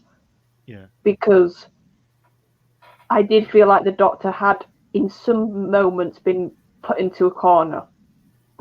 Mm-hmm. But I do, from you, like I said, it's been a while. But then you are right. He does. There are moments when he does put himself in that corner. But I think there's others where he is trying his best. It's just he's surrounded by so much sort of hatred almost that he can't really fight that. Whether it's the Silurians or the humans or like it's just almost inbred at that point that they're just going to fight each other. I mean, well, the humans, the thing is, I mean, for me, the humans don't seem to have a choice because it's like, look, if we don't fight them, they're going to kill us. Whereas the Solarians, they have a choice, and it's like, well, why is he siding with the side that could walk away? And that's for me why the hexachromite thing never really worked as a moral dilemma. It's like, you know, if the Solarians don't want to suffer that fate, they can withdraw. So why is it a moral dilemma? It's like it's a perfectly discriminate weapon. And then that's why I think the Zygon 2 pod improved on that, because it was actually like, no, this weapon is not going to discriminate between aggressor and non-aggressor. Yeah. Yeah, and obviously he in the Zygon inversion, he's not condemning them at any point. Because even if you really look at that speech, he's saying, well, no, you're just following a circle. You're just following the same trap that every race gets into, that you think you're a brave revolution. Yeah. You think you're going to be different than the oppressors. But as soon as you get into power, you fall into all the same things your oppressors did. Yeah, that's what I love some of those lines when he's like, well, what are you going to... there's so many lines in that speech that even now I can quote, like, what are you going to do with the people like you? Yeah. And that's basically saying... And like, nobody's in power for long. Nobody wins for long, because however ideal your argument is, there's always gonna be a time with another group that they think they have a better argument. Yes. and he's trying to say, like, just be different, break the cycle. Yeah, it's funny because sorry. No, go on. And that other line of, like, you just, like I said, I usually can quote it. When he says, oh, you're just screaming kids. Yeah. I love that description, because that's what they are. They're just these tantruming kids. Yeah. Who just see something that they think they should have. Mm-hmm. And of course, the Doctor, especially at Capaldi's point in his life, he's so old at that point that it must look really pathetic to him. But he's not saying that out of anger. He's saying that out of this sort of... Well, I read it not out of anger. He's saying it out of sympathy, almost. Yeah. It's anger, but it's not... it's like compassionate anger. It's kind of a... Yeah. I think it's anger. He knows they can be better. And he's trying to reach them. But because of their that sort of mindset they've got at the time, it's like, well, no, if you just listen, if you just be different. Mm-hmm. It's so. Oh no, and just I think we've said what we did. That's my massive defense of the Zygon inversion speech. Mm-hmm. Yeah. Mm-hmm. I have, in the meanwhile, I have my worst Peter Davison episodes list. Oh, okay. I go from 5 to first is Warriors of the Deep. Number 4, no comment. The Visitation. The Visitation is more worse for me. Arc of Infinity, followed by King's Demons, and the most worst Peter Davison, I think, is Time Flight. I knew, Time Flight. Time Flight is surprise. Time Flight is the most worst episode for me. I have to say, Visitation surprised me. Time Flight didn't. So that was my list. We have everything is discussed now by the 5th Doctor. Oh wait, Charlotte, what's your list? Yeah, I'm just trying to go through. Like I said, Davidson's this is the weird thing. I like Davidson's Doctor, but I'm not good at talking at times about it because I still need to watch more of him. I was trying to think, like, there is some shocking ones. I can remember doing watch-alongs for some of his and not enjoying myself, but I'm trying to name them. That's my problem right now. Okay. No, I think, like I said, I'm going to struggle for this one just because I've got chunks of that I've not watched, and I'm struggling to put names to stuff I have. Trying to remember. Think of the watch-alongs you've done. I think you've done. Am I right? You've done the King's Demons.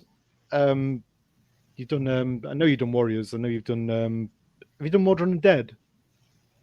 I think that's been done, but I wasn't on the panel. See, the King's Demon, sorry. I think it's a good concept. It's just badly done. Yeah. Like, I like the idea of the Master basically messing with the Magna Carta. Like, that makes sense because the Magna Carta did set up a lot of things in British history and law. So if he wanted to basically mess around and cause disruption, that's a good time period to go to. But I just think it almost it lost a bit what it wanted to say, that story, halfway through. Yeah. I mean, actually, we haven't talked much about the Master. I mean, because the Master does appear quite a lot in this era. I mean, Yeah. Yeah, and it's because and you've got Ainley, haven't you? yeah. This is sort of when you saw the most of Ainley.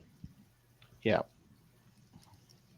Appeared 5 times, didn't he? He was Castrovalva, Time Flight, King's Demons, 5 Doctors, and Plan of Fire. See, I can sort of I understand. Ainley's Master's a bit of a funny one for me. Okay. Because there are moments when he's sinister, but for me, he just is a bit too pantomime at times. Yeah. I feel like, in a way, I mean, that's the thing. I feel like it's almost like he's kind of, it kind of goes across the board. It's like he's brazenly lethal in Logopolis, but he's also brazenly stupid. And it just feels like he's both. He's both brazenly murderous and stupid. And I feel like this character should really, the Doctor should, oh, okay. I love that when you're saying that when I don't have my camera on, Daniel.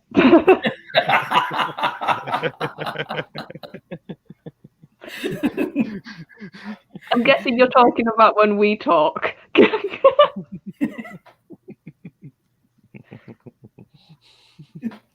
Unless you've talked to me so much, you can even tell when I'm smiling when the camera's not on. Yeah, no, I think that's a good description, Suzuki. He does sort of go from one extreme to the other, this Master, doesn't he?